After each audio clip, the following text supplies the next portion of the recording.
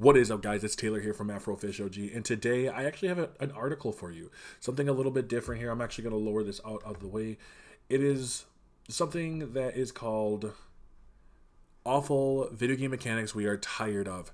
So now, if you check this out, it's by Wealth of Geeks. So I don't really know Wealth of Geeks. Maybe I'll check out their articles. Maybe they'll have more stuff. I don't know. But to see here, we have the phantom pain right off the bat. So video games will always have elements that feel out of place, gratuitous, or unnecessary. While some of these issues come down to preferences, at the end of the day, a handful of video game mechanics have overstayed their welcome. For various reasons, we were sick and tired of seeing these mechanics in our favorite games. They take incredible experiences and drag them down to frustrating affairs. If not retooled, these archaic video game mechanics should disappear as soon as possible. Game developers, take note.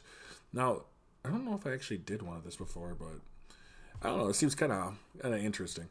Now we're gonna check this out, but if you all want to check out some more other stuff that I do have down in the description, you will see links to my TikTok and all the other kind of jazz that I have. Now, without further ado, let's get right into this video. Hopefully, these stuff comes out kind of hilarious because I can only imagine. All right, so number one here is shimmying through cracks.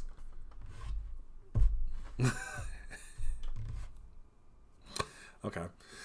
Starting off, the game mechanic of shimmying through cracks made sense at one point in time, back when games are just started experimenting with large expansive areas and need a way to funnel players into the next mandatory spot. Shimmying also serves as a nice way to hide load screens, but as game developers' philosophies and technology change, this needs to be diminished. With solid-state drives become commonplace, load times have shrunk by magnitudes. Funneling players into specific zones also has less of a role in games. Now they are the focus more on choice, freedom, and explorable spaces. Not to mention, shimmying has just played out, and now that gamers know why these video game mechanics exist, they distract more than anything else. Okay, I think you're okay. So I know this is going to be an opinion piece, but this seems like a real nitpick. So I'm going to be honest with you. Shimmying through cracks is not that big of a deal. Like 100% not that big of a deal. Like, we use Tomb Raider, for example, which I'm actually playing Tomb Raider. I just finished Tomb Raider up on Twitch. Be sure to go check it out. As I'm playing Tomb Raider, like, there's moments where you have to, like, shimmy through the cracks, but it's just to get, because you need to cross through there. It's not that big of a deal. Like, honestly, it takes, like, 2 seconds. I mean, they are right with load screens, and sometimes I do think that, like, load screens can be done differently.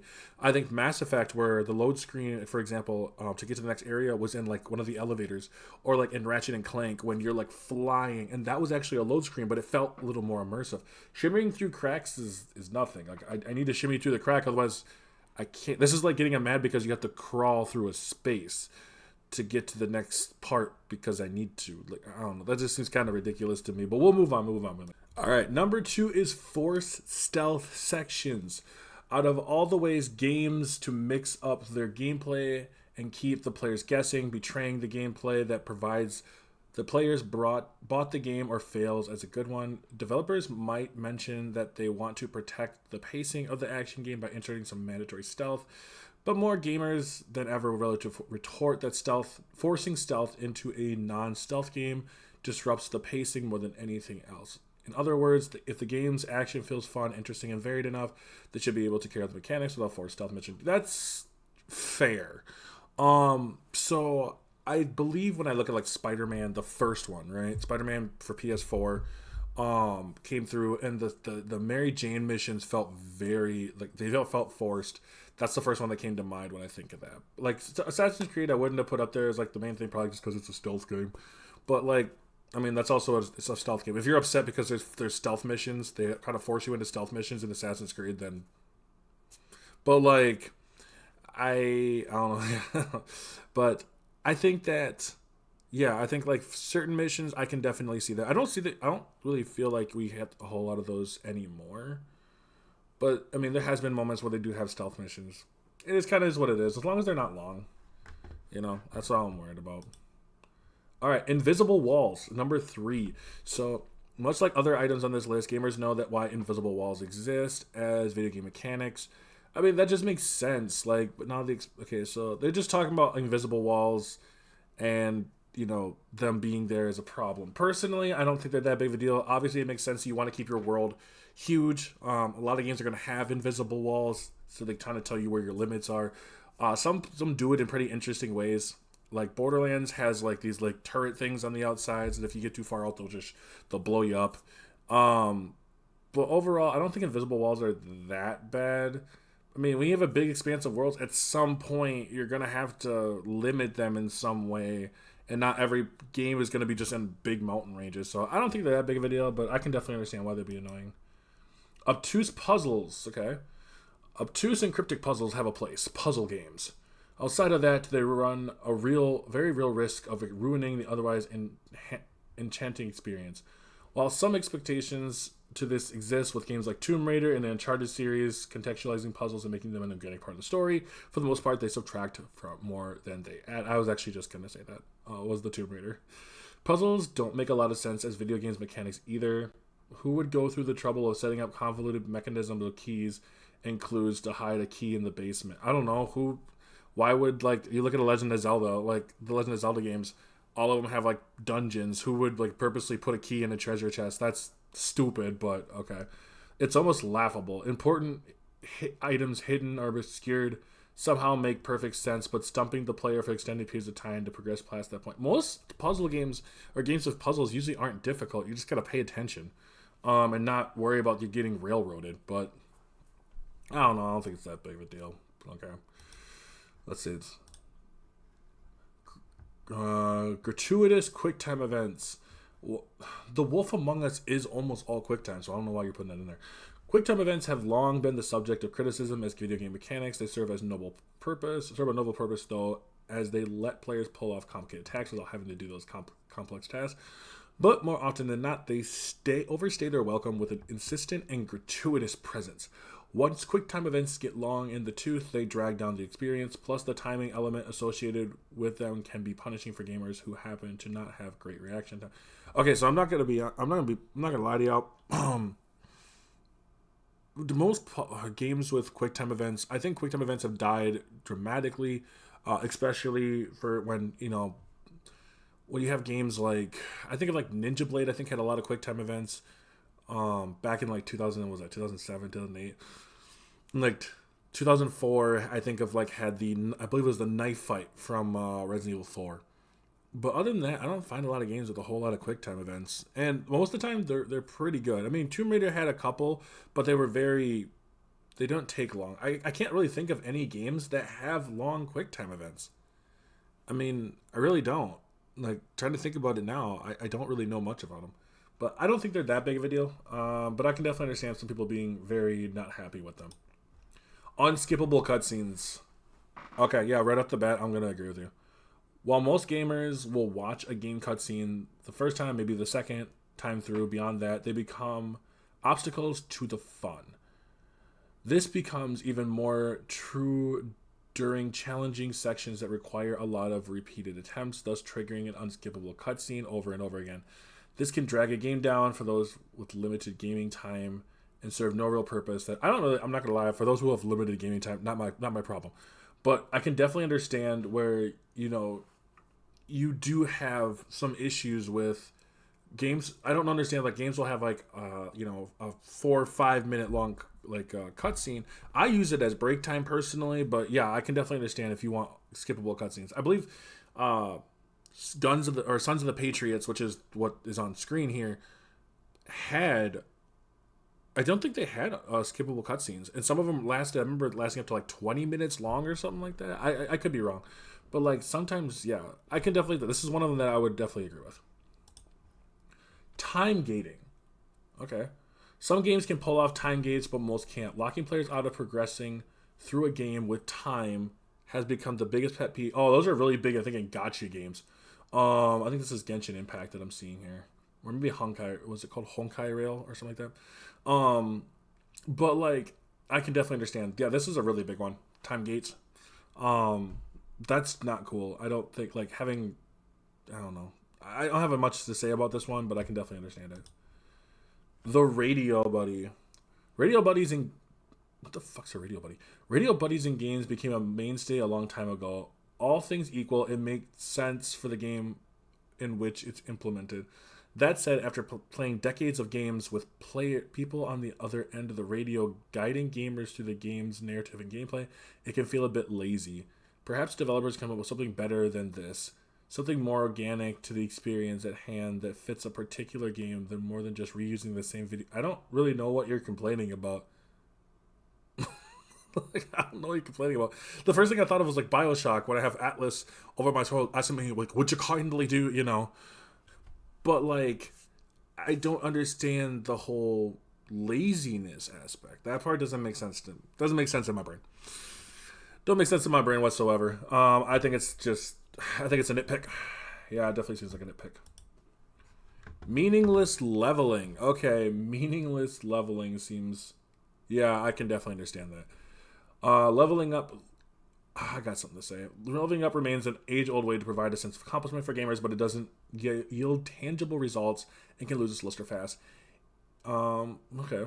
Yeah, I mean, basically, like, when you have games where you have to level up, but it doesn't feel like you're rewarded with anything, it does seem really boring. I think you see that a lot in fighting games. But, like, oh, this gun does... This is where something gets me, is when I feel like meaningless leveling is, like, when your gun does just more damage or something like that, and there's nothing much to it. Like, Ratchet and Clanks can feel like that a little bit with meaningless leveling at times, especially with, like, the newer ones when they introduce the Raritanium. But I feel this.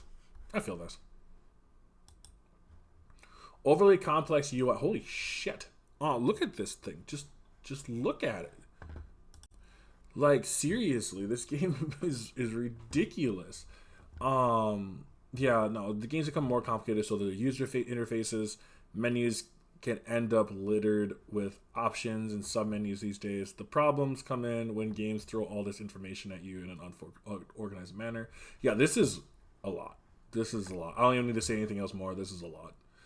Yeah, no, I agree. They should be able to kind of sim this down. I don't know, what game is this? This looks old. Is this Ark?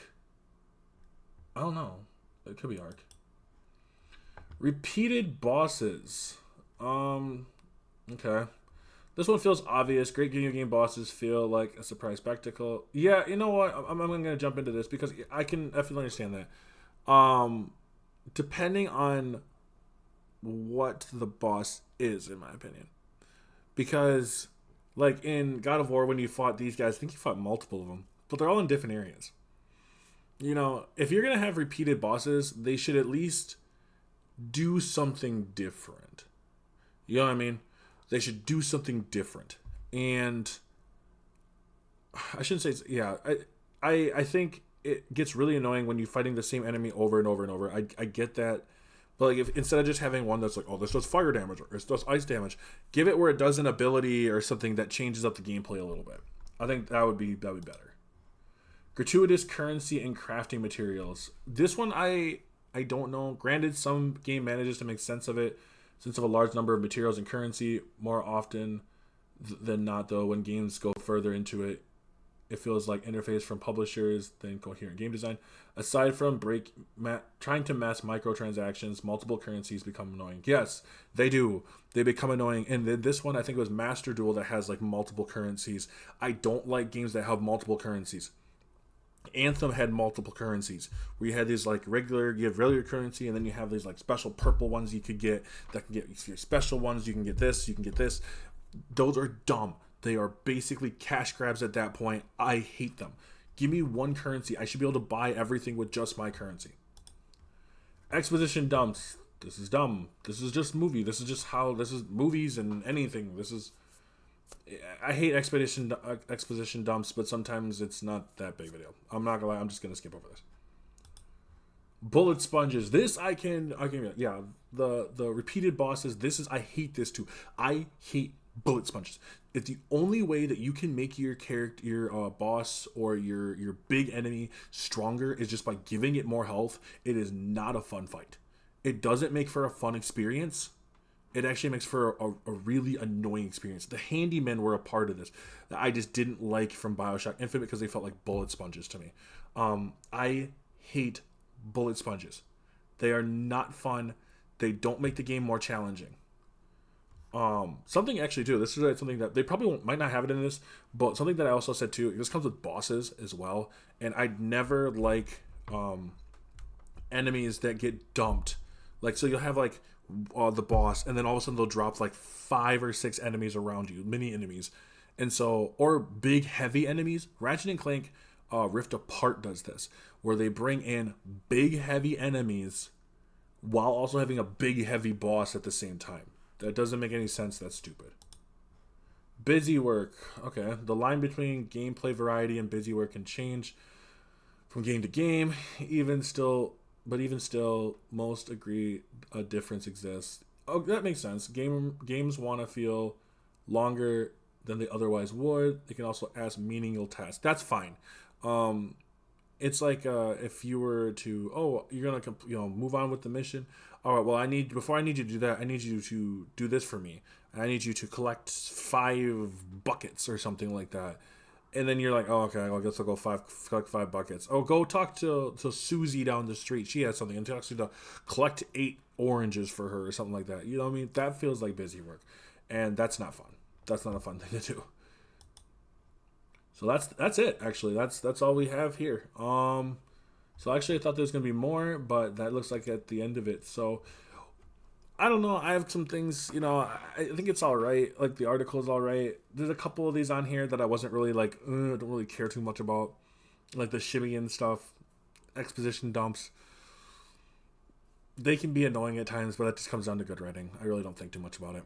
But otherwise than that, yeah, I'm kind of back and forth on some of the things, but I really do agree. I don't think this is a bad article at all. I think critic, good job with this. But what do you guys think of the article? Let me know what you think about it. This was kind of a little bit of a longer video, something I don't typically do, but I'll try trying it out. Alrighty, everyone. I hope you have a fantastic evening. As always, I'm Taylor from AfrofishOG, and I'll catch you all in the next one.